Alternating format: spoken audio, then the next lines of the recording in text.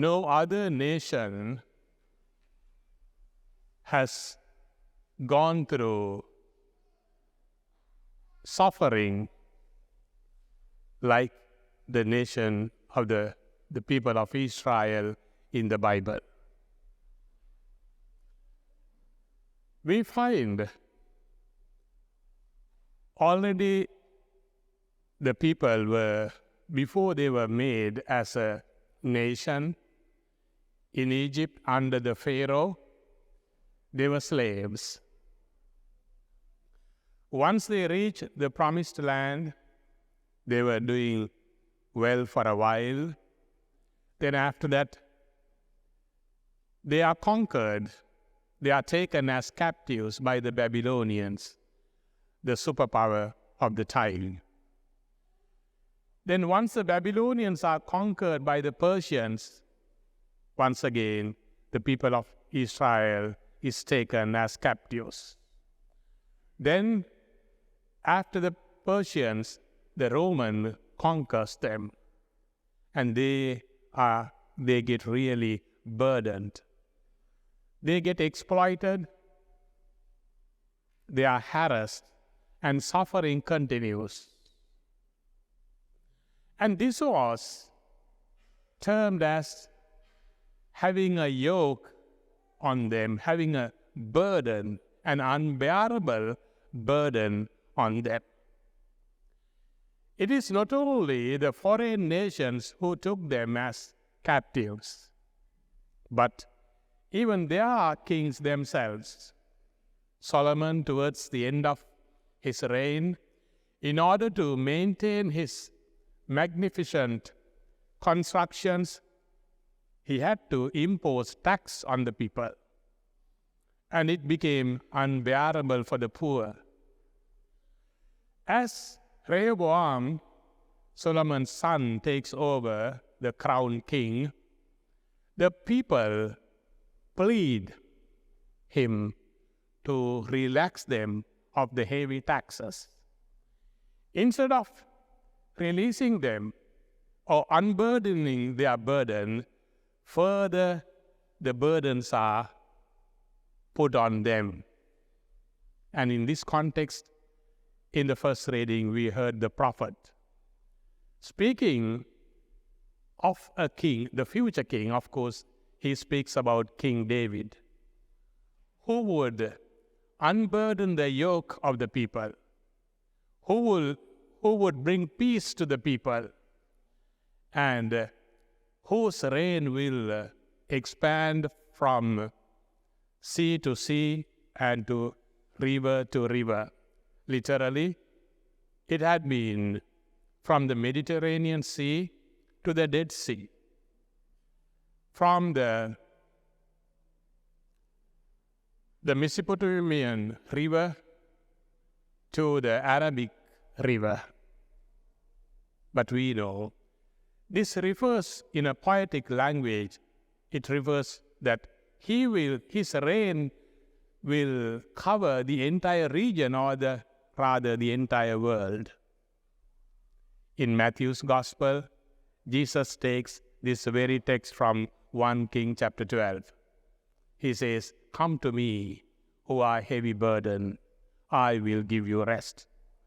Jesus, coming from the Davidic line, he is also called the son of David. 1,000 years after King David, about whom the prophet in the first reading speaks, Jesus, the greatest prophet, he invites the people to come to him. All of us are burdened. This morning, just before Mass, as I was coming, I met one gentleman in the lobby, the gathering area. I asked him, "How are you?"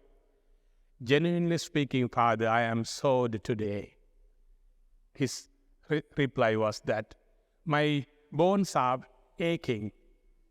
The arthritis is aggravating." We are burdened. We have physical burdens, psychological burdens. Certain burdens are created by ourselves. Certain burdens are thrust upon us by others. Certain burdens come from our own thinking. There are numerous burdens.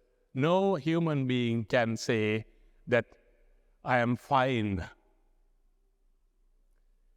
We are easily hurt as human beings. We are easily burdened. We get easily upset. We easily get discouraged. That is the human nature. And in this context, today's gospel is applicable to all of us. We like to fix things quickly in our lives. When things go wrong, we do not want to live in that rut of issues or problems in life. We wish to fix it soon, quickly, and to move on. But it doesn't happen normally. We have got to struggle in that burden. We need to submit ourselves. We need the posture of surrender and trust.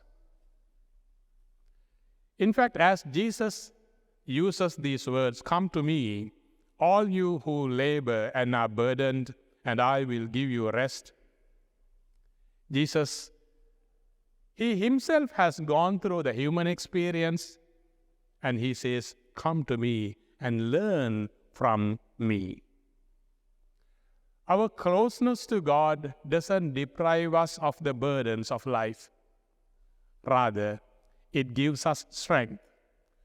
Someone who is having physical burden, like the gentleman who was genuinely sharing his sentiments before Mass, when the physical pain is there, when it becomes unbearable, yes, we could think of the suffering of the Lord. We could think of the numerous other people who suffer more than us. And this is the way how we can make our burden light. We are called human beings living in this world. Rather, we are not human beings who are passing in this world. We are spiritual beings, according to Genesis chapter 2. We are spiritual beings created in the image and likeness of God and passing through this world for only a human experience. During this period, whenever we are burdened, we and the entire world could rest only when it rests in the Lord. His words could be comforting us. The sacraments are therapeutic. All these bring us consolation. Whenever we are stressed, what we would do is we would try to get out of that place and go for a break. Having the break doesn't fix the problem. We simply forget the issue for a while.